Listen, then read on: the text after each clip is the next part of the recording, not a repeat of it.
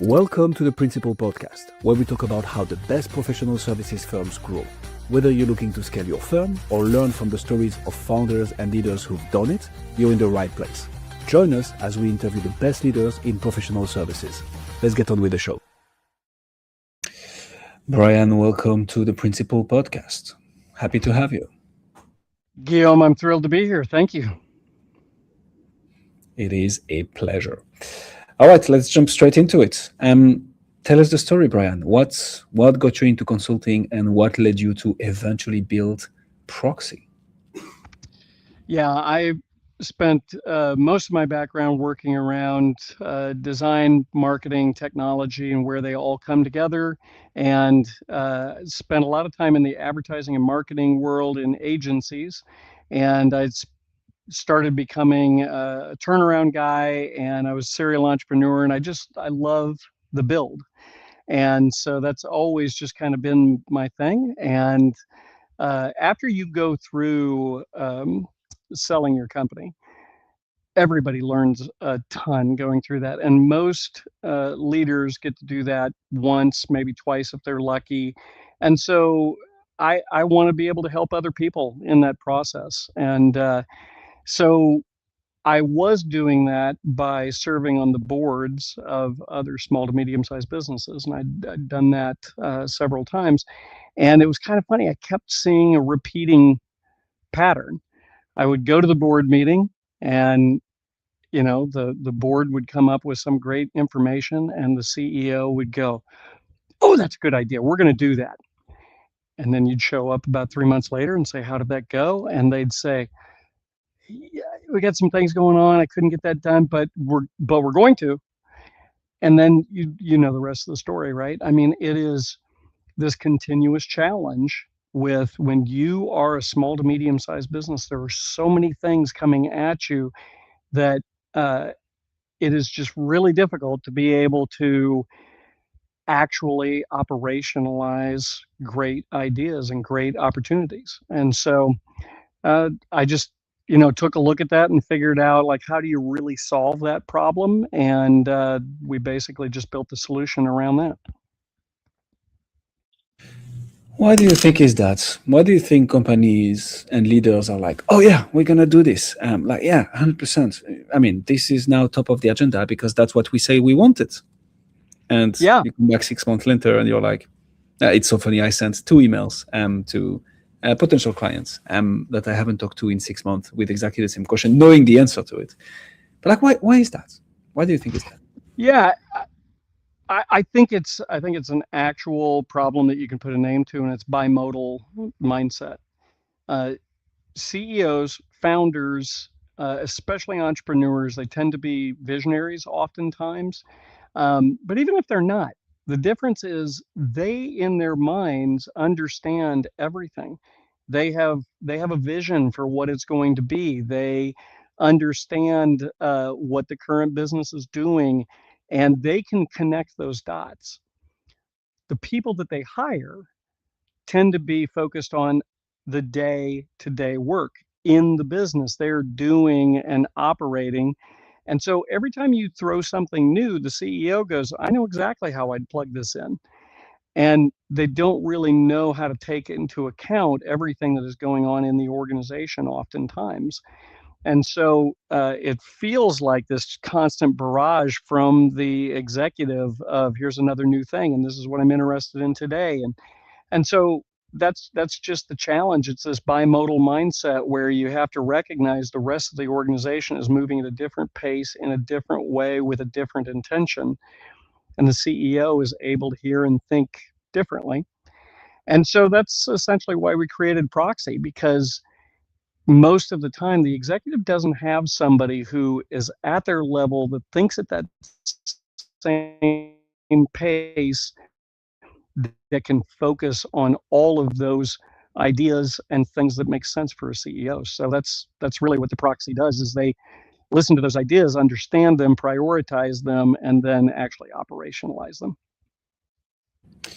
So who do you do that for? I feel we've already kind of alluded to that, but is there a particular niche, vertical, industry, company size that Yeah. you're typically working with?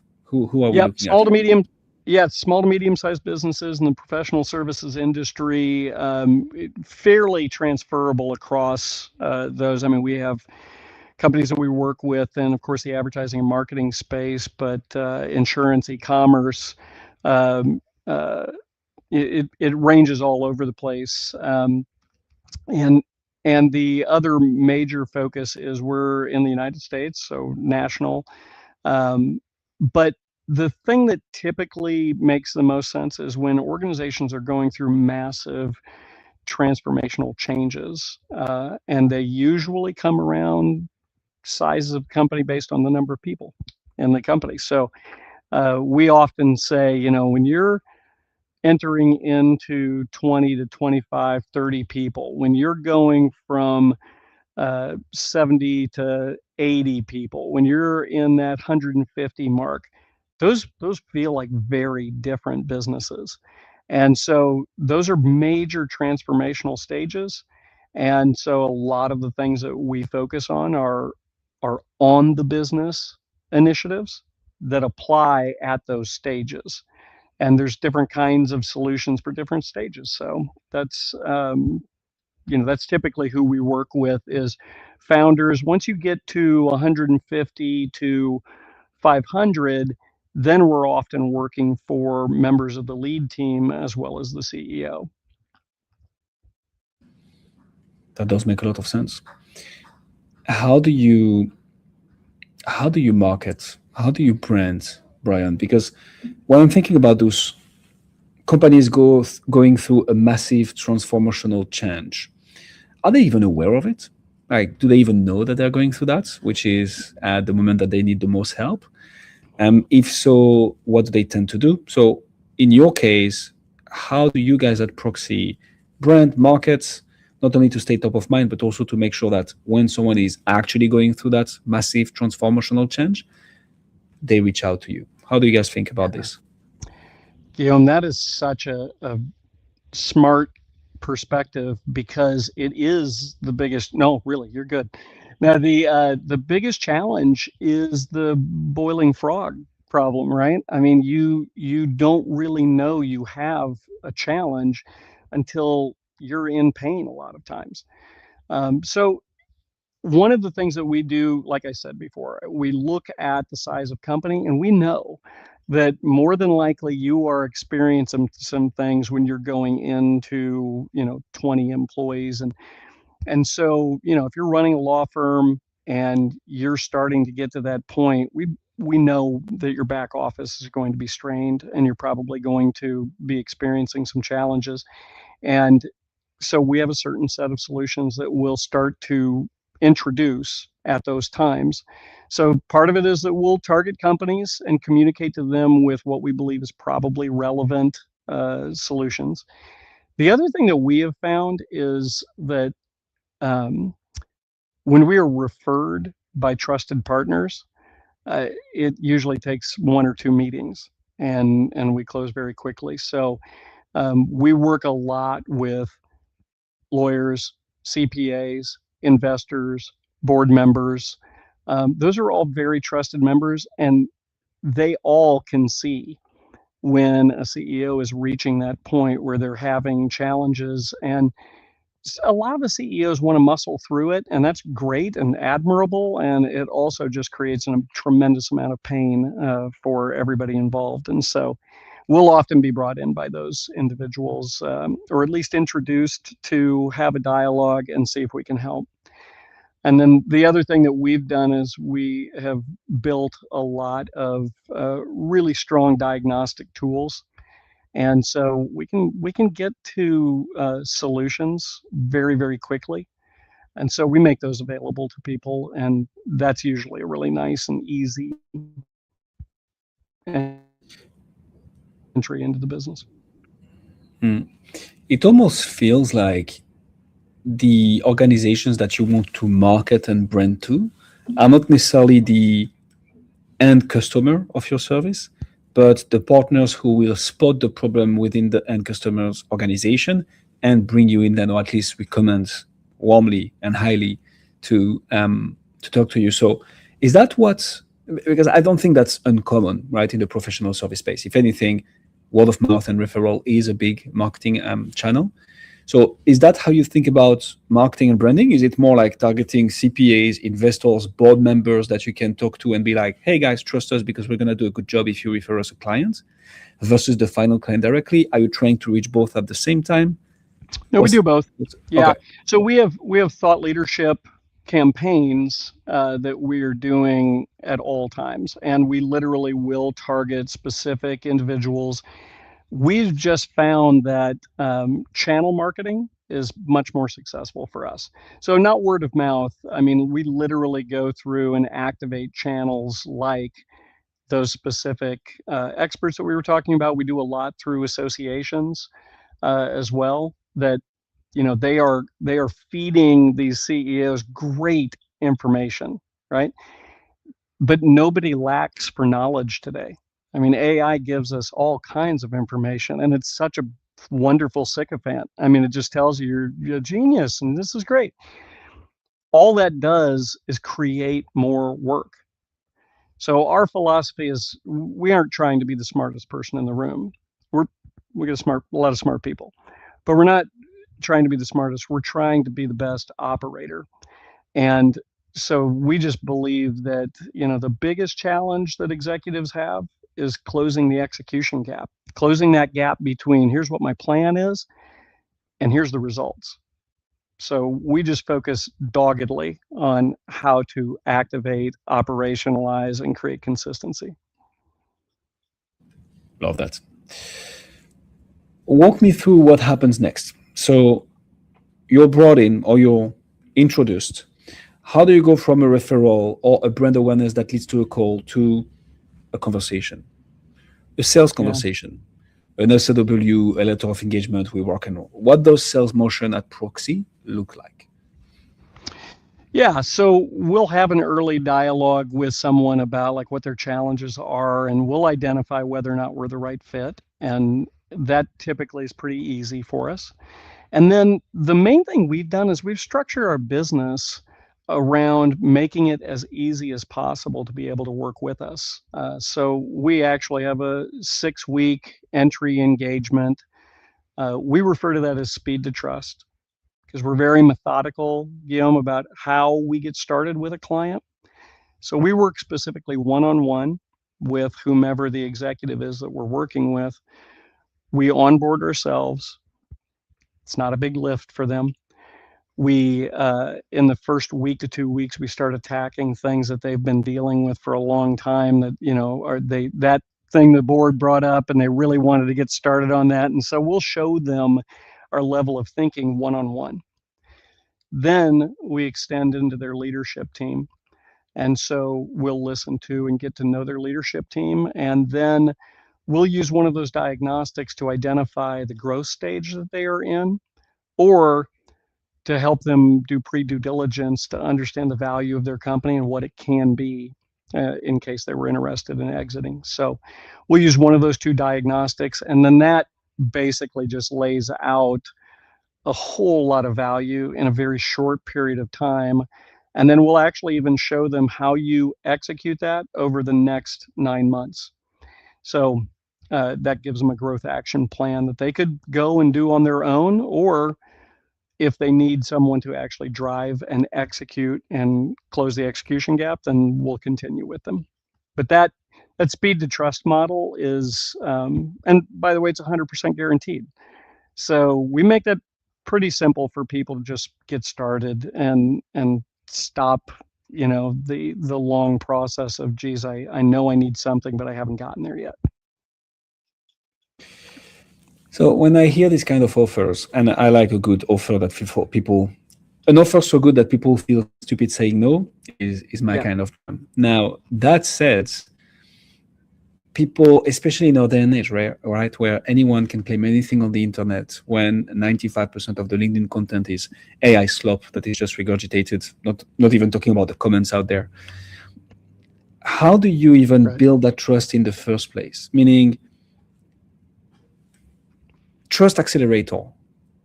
How can consultants, coaches, CPAs, firm owners listening to us right now build trust faster with leads.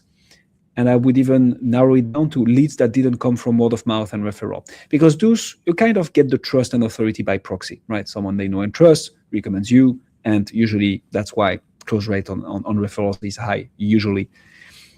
But what about the rest of the world? How do you accelerate that trust building process, Bryon?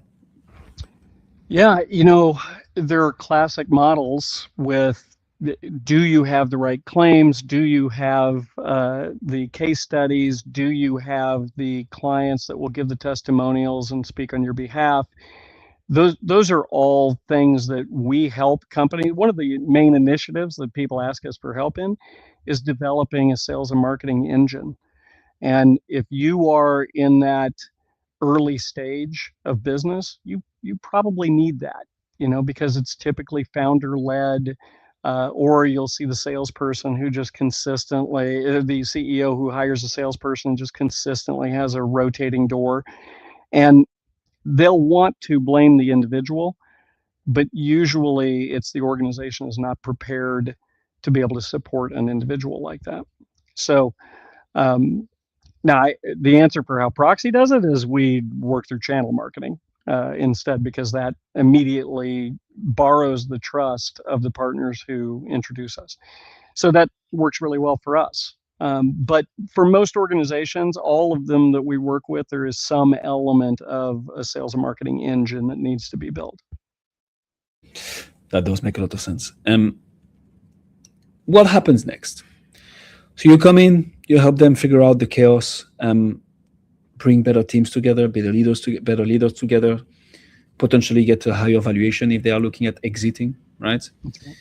And then what?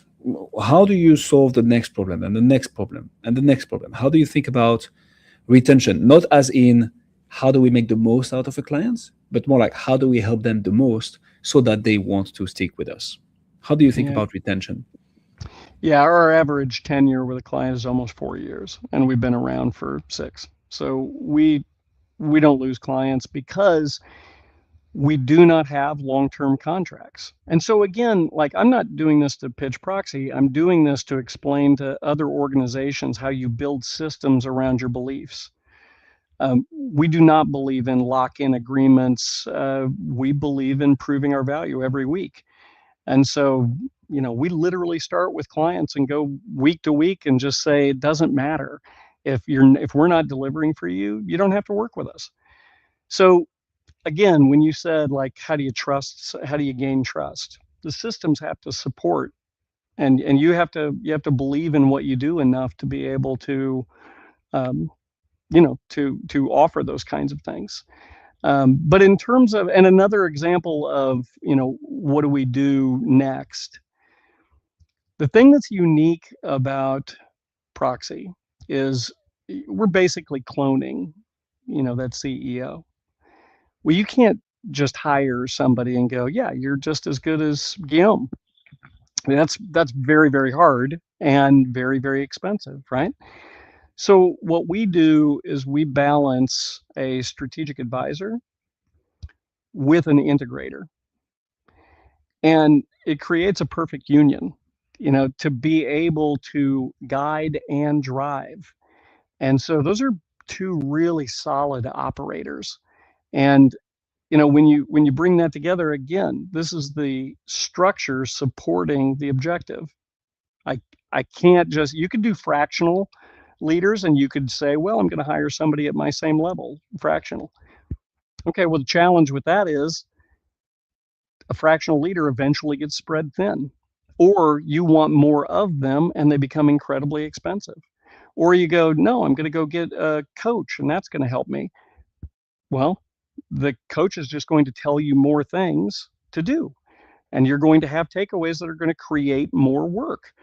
So our structure and solution is based around what we believe is the real problem, and that is closing the execution gap.